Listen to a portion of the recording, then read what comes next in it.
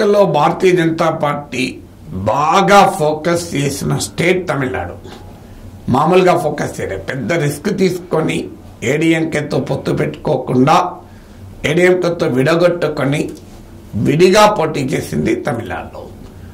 So ఏడీఎంకేతో ఎందుకు విడగొట్టుకుంది అంటే బహుశా ఏడీఎంకేతో కలిసిన బెంగాల్లో సీట్లు వస్తాయన్న నమ్మకం బీజేపీకి లేకుండే. ఎందుకంటే ఇప్పుడున్న వివిధ ప్రీపోల్ సర్వేలు కూడా మళ్ళీ డిఎంకే నాయకత్వంలోని కూటమి, ఇండియా కూటమి, డిఎంకే కాంగ్రెస్ లెఫ్ట్ స్వీప్ చేస్తుందని అంటున్నారు. లాస్ట్ ఎలక్షన్స్ లో 39 సీట్లున్న తమిళనాడులో 38 డిఎంకే నాయకత్వం కూటమే గెలుచుకుంది. దాదాపు అదే పరిస్థితి మళ్ళీ ఉంటుంది అని అంటున్నారు.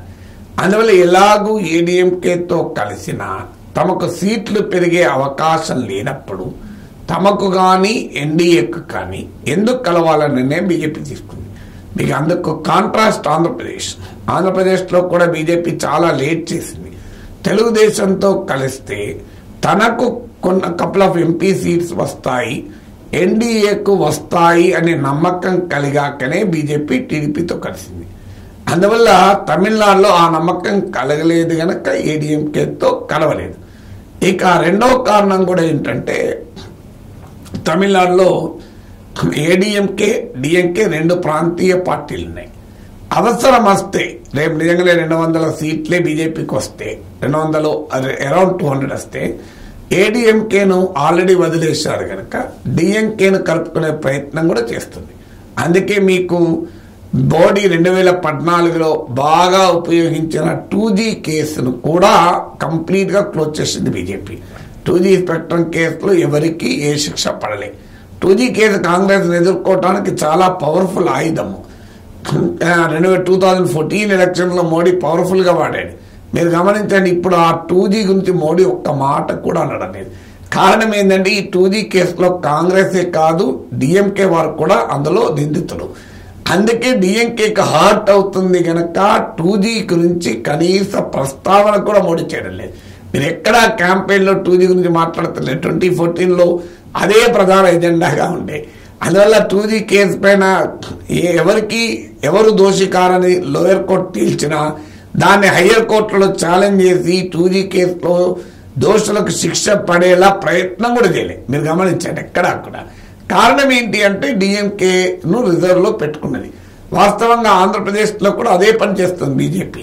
అటు టీడీపీతో పొత్తు పెట్టుకున్నా కూడా వైఎస్ఆర్ కాంగ్రెస్ రిజర్వ్ లో పెట్టుకుంది. అందుకే మీకు మోడీ ఎక్కడా జగన్ పైన పెద్ద అటాక్ చేయకపోవడం, టీడీపీ పట్ల ఆయన వైఖరి అంటీ ముట్టకుండా ఉండడం, టీడీపీ మేనిఫెస్టోని ఎండార్స్ చేయకపోవడము, చంద్రబాబు నాయుడు నాయకత్వాన్ని గొప్పగా చెప్పడం, ఇవన్నీ కూడా అందులో భాగమే.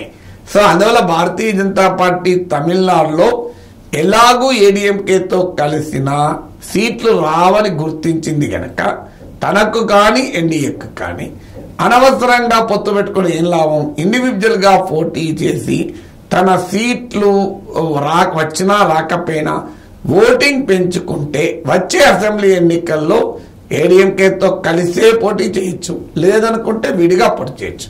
అలాగే కొత్త అలయన్స్ ను కూడా దగ్గర తీయచ్చు. ఉదాహరణకి లోక్సభ ఎన్నికల్లో పట్టలి మక్కలకి వచ్చి పిఎంకేతో బీజేపీ కలిసింది. రేపు నెక్స్ట్ అసెంబ్లీ ఎలక్షన్ వరకు బీజేపీయే కొన్ని చిన్న కాస్ట్లను కాస్ట్ బేస్డ్ గ్రూప్స్ దగ్గర చేసుకొని మూడవ కూటమిగైనా ఎమర్జ్ కావచ్చు, లేదా అప్పుడు ఏడీఎంకేతో పొత్తు పెట్టుకోవచ్చు. ఏడీఎంకేతో రేపు పొత్తు పెట్టుకొని ఎక్కువ సీట్లు పొందాలన్నా కూడా ఇప్పుడు తన బలం చూపెట్టుకోవాలి. తనకు ఇప్పుడు ఆంధ్రప్రదేశ్ లో బలం లేకపోయినా 1% ఓటింగ్ ఉన్నా చంద్రబాబు నాయుడు 11 సీట్లు ఇచ్చారు. ఎందుకంటే ఆయన కంపల్షన్స్ వేరు. కానీ రేపు తమిళనాడులో అలా సీట్లు ఇస్తారన్న గ్యారంటీ లేదు కనుక తన బలం పెంచుకుంటే ఏడీఎంకేతో కలిస్తే బెటర్ బార్గెన్ ఉంటుంది. కలవకపోయినా తన ఫోర్స్ గా ఎమర్జ్ అవుతాడు అన్న రాజకీయ వ్యూహంలో భాగంగా తమిళనాడులో తానే సొంత కూటమి బీజేపీ పెట్టుకుంది.